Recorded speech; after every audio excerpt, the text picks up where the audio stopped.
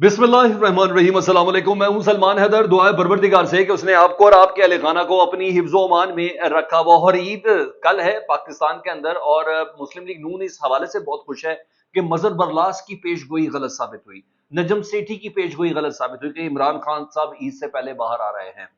शायद इनको ये तसल्ली तशफ़ी या इनकी इंश्योरेंस ये है कि जब तक इमरान खान साहब अंदर रहें। सर, मुस्लिम लीग नून के जितने भी वोटर्स वोटर्स हैं उनसे मैं ये बात करता हूँ, जिस बंदे को ये पता हो जिस बंदे को ये पता हो कि ईद से 2 दिन पहले 190 मिलियन पाउंड केस की सजा मुअत्तली में मैं बरी हो सकता हूं, मेरी सजा खत्म हो सकती है, वो 2 दिन पहले वो शख्स, आप बहादुरी का आलम चेक करें इमरान खान साहब की, वो 2 दिन पहले इस्टेब्लिशमेंट के सबसे बड़े, जी हां, नशिस्त पर बैठे हुए शख्स, पाकिस्तान के आर्मी चीफ साहब से मुतल्लिक, वो ये क्यों कहेगा कि आप हैं जंगल के बादशाह, आप हैं जिसकी वजह से मेरी बेगम जो है पिछले 14 15 16 महीनों से जेल के अंदर है, आप हैं जिन्होंने जुल्फी बुखारी के जरिए कहा था कि आपा मुझे आपसे बात करनी है। नहीं सर, ये फिर इमरान खान साहब ही हैं कि जिन्हें रिहाई से 2 दिन पहले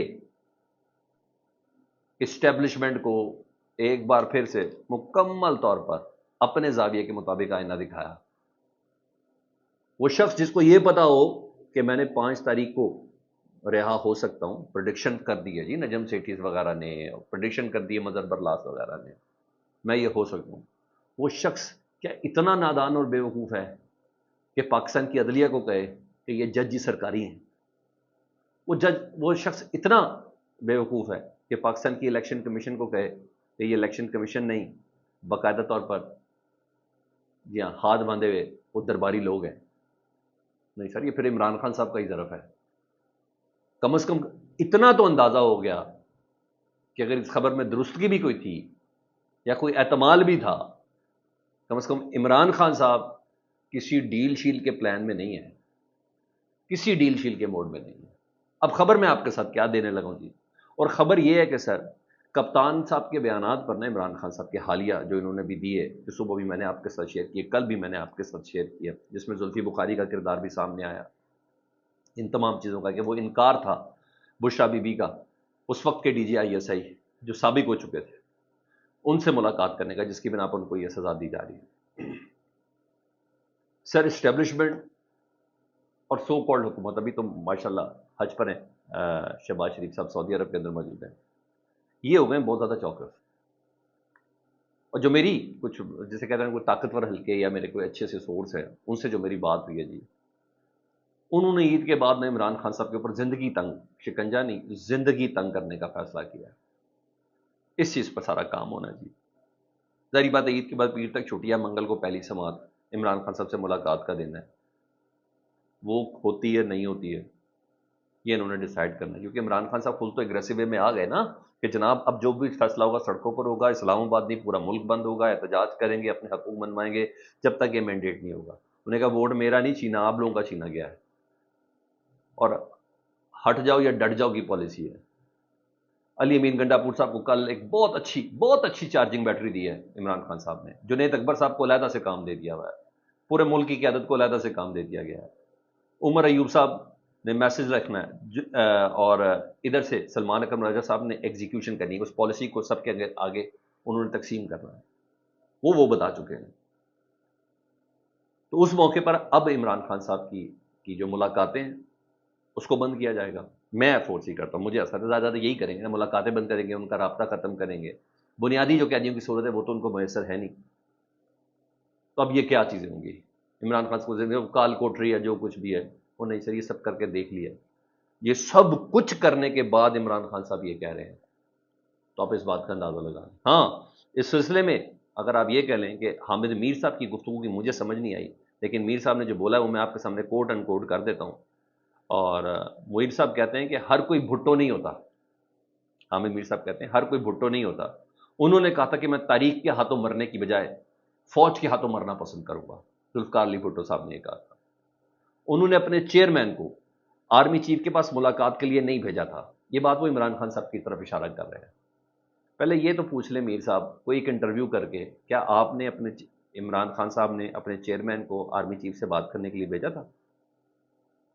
وہی چلے کے پی کے کی قیادت کے حوالے سے، کے پی کے بھی دہشت گردی کے حوالے سے کسی بھی لحاظ سے کیا عمران خان صاحب نے بھیجا تھا؟ پوچھ تو لیں گے مسکر۔ آپ جیسا بندہ اس طرح کی بات کرے، مجھے حیرانگی ہوئی، وہ رنج دکھ تکلیف نہیں ہوئی، مجھے حیرانگی ہوئی آپ کی عمران خان سے بات ہی نہیں ہوئی، تو آپ کیسے کہہ سکتے ہیں کہ عمران خان صاحب نے بیرسٹر گوہر صاحب کو آرمی چیف سے ملاقات کے لیے بھیجا تھا؟ کیسے کہہ سکتے ہیں؟ تو انہوں نے کہا کہ فوج کیا تو مرنا پسند کروں گا، بھٹو نے یہ کہا تھا، میں اپنے آرمی چیف کے پاس ملاقات کرانے کے لیے کسی چیئرمین کو نہیں بھیجا تھا، نہ ہی ساتھ ہی انہوں نے کہتے نہ ہی انہوں نے ڈیل کی سعودی عرب یا لندن جانا گوا کیا تھا۔ انہیں بتا دیا کہ نون لیگ جو ہے قیادت شہباز شریف نواز شریف یہ ڈیل کر کے چلے جاتے ہیں، ساتھ انہوں نے یہ بھی ہنٹ کیا کہ عمران خان صاحب نے بیرسٹر گوہر کو بھیجا۔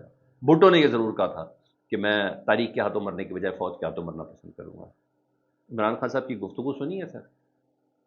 کیا وہ ڈیل والی گفتگو ہے؟ میرا خیال ہے میر صاحب کو تھوڑا سا ذرا تاریخ کے حقائق ہے نا، ان کو اس طریقے سے دیکھنا چاہیے، دیکھنا چاہیے۔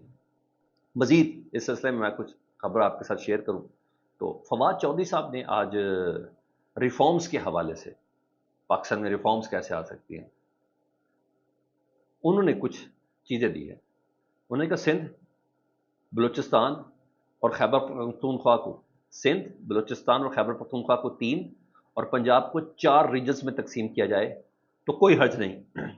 اگر صوبے رکھنے ہی ہیں تو گورنر کا عہدہ رکھ لیں، لیکن وزرائے اعلیٰ اور اسمبلیاں ہر ریجن کی اپنی ہوں۔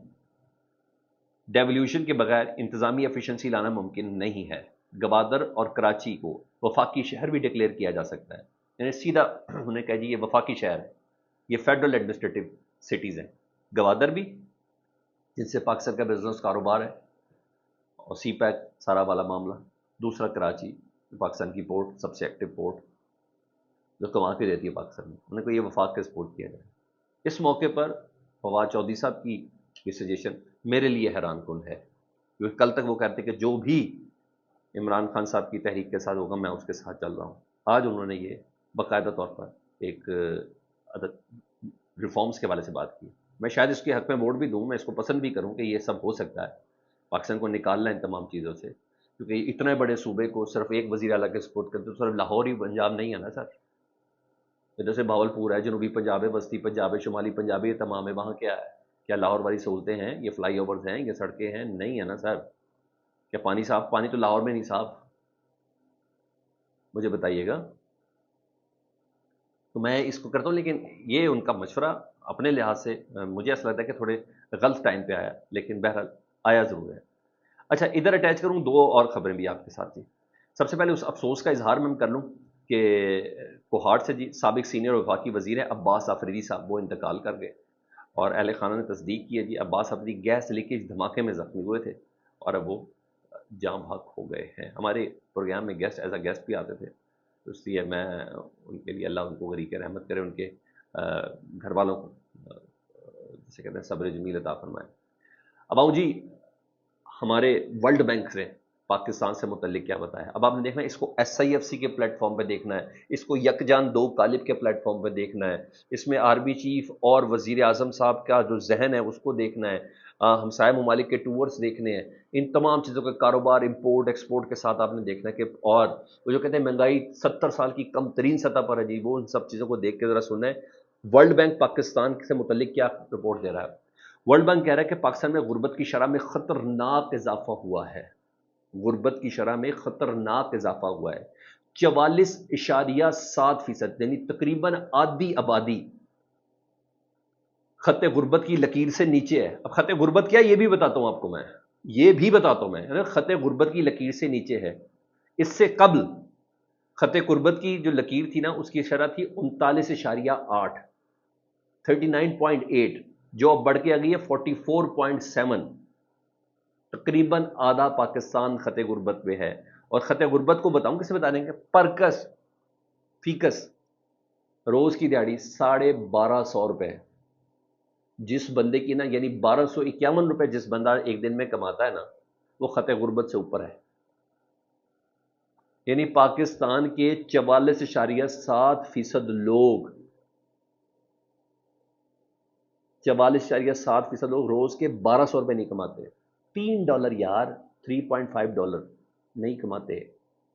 $3.5 پورا دن بال بچوں کے ساتھ زندگی گزارنے کے لیے، بجلی کے بل، گروسری، بچوں کی فیسیں، ڈاکٹر، میڈیسن، سب کرنے کے لیے۔ اب آپ مجھے بتا دیں، جنگ جیتی، ایٹمی طاقت، یہ سب کچھ سمجھ میں آئی، یکجان دو کالب، SIFC کا پلیٹ فارم، سعودی عرب پہنچ گئے، پکچریں یہ والی آ رہی ہیں، چائنا پہنچ گئے، پکچریں یہ والی آ رہی ہیں۔ حقیقت یہ ورلڈ بینک بتا رہا ہے آپ کو، 44.7%، 1,200 روپے نہیں کما سکتا روز کا، یعنی 3,000، 32,000 روپے نہیں انکم مہینے کی۔ یہ اصل حقیقت ہے۔ پہنچو ذرا جی وائٹ ہاؤس تک۔ جی وائٹ ہاؤس میں بڑا مزیدار کام ہو رہا ہے سر، صحیح کہ میں نے جیسے کہتے ہیں جوتیوں پہ دال بٹ رہی ہے۔ ٹرمپ کے مواخذے کا یا اس کی امپیچمنٹ کا سوال اٹھا دیا جی ایلن مسک نے۔ کل دوپہر تک کتنا پکا دوست ہے انہیں کا ٹرمپ کا مواخذہ کیا جائے، یہ سیکس سکینڈلز میں ملوث ہے، اور اس کے حوالے سے پوری ڈائری اور فلمیں بنی ہوئی ہیں، وہ سارے نمبر اور جن جن کے ساتھ یہ تھا وہ تمام اس کے ساتھ ملوث ہیں۔ یہ کل تک کا دوست ایلن مسک نے امریکی صدر کی امپیچمنٹ کا مطالبہ کر دیا ہے، اور کیا ہوا؟ آج امریکی اسٹاک ایکسچینج کریش کر گئی ہے۔ یہ ہوتا ہے سر کام۔ اب بلومبرگ بتاتا ہے ایلن مسک کو آج صرف ڈونلڈ ٹرمپ سے لڑائی نے آج $34 ارب کا نقصان پہنچایا۔ $34 ارب کا آج صرف ایلن مسک کو نقصان پہنچایا، کیونکہ صدر ٹرمپ نے کہا تھا نا ایلن مسک کی سرکاری امداد اور معاہدے ختم کر کے ہم اربوں ڈالر بچا سکتے ہیں، تو ایلن مسک نے جواب کیا دیا؟ انہوں نے کہا ٹرمپ کے پاس 3.5 سال ہے، اس کے بعد ختم ٹرمپ، جبکہ میں یہاں 40 سال سے بھی زیادہ رہوں گا۔ یہ اگلا الیکشن کنٹیسٹ کرے گا سر ایلن مسک۔ اس نے اپنی پارٹی تک بنانے کا اعلان کر دیا، اس حوالے سے ٹویٹر پہ اس نے وہ بھی شروع کر دیا ہے، بیلٹنگ یا پول بھی اس سے بنانا شروع کر دیا ہے۔ اس حد تک بات پہنچ گئی۔ ابھی تو سر میں نے بتایا کہ ابھی تو اسٹیبلشمنٹ ایکٹیو ہوئی ہے، امریکن اسٹیبلشمنٹ ایکٹیو ہوئی ہے، کیونکہ ایلن مسک نے جب جتلا دینا کہ اگر میں نہ ہوتا تو ٹرمپ الیکشن ہار جاتا، وہ کتنا ناشکرا ہے یہ کہہ رہا ہے، تو سر یہ کوئی چھوٹی بات تو نہیں ہے نا، یہ کوئی چھوٹی بات نہیں ہے۔ یہ اپڈیٹ سی سر، میں نے کہا میں آپ کو اس سے متعلق آگاہ کروں۔ اپنا بہت زیادہ خیال رکھیں۔ اللہم صلی علی محمد وعلی آل محمد۔